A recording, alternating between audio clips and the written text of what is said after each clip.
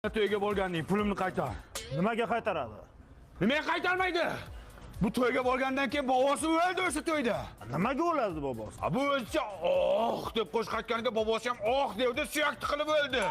Bechora 85 yoshida. To'y ham sig'madi ko'nglimga, pulimni qaytar. Aka, sizga bitta imkoniyat beramiz, qaysidir xizmatingizga boramiz, lekin pul qaytarilmaydi. Nima tug'ilgan kuniga boradi? Okey? Sifatli pontisidan yapsanmi? Sen bilasan nima ishdi? Yumshoq ekan lekin. Men bolalarimga oldim buni. Sanda bola ham ko'pdir, ha? Artistlarda ko'p bo'ladi-ku. Og'zingga qarab gap. Qara neka. Qo'shdi. Perivalmi deyman, ha? Perivalga o'xshaydi. Ey, kamon qo'sh! Ey! To'xtar boshdan, tush bu yoqqa. Hoppa. Mana aka. Yangam tuyilding aqlinan ahvolni qara. Jon aka, nima xohlaysiz bizdan, aka? Esingdanmi o'g'lim tug'ilgan kuniga borganding? Hop, borganmiz. O'sha restoran yopilib ketdi. Nimaga yopiladi?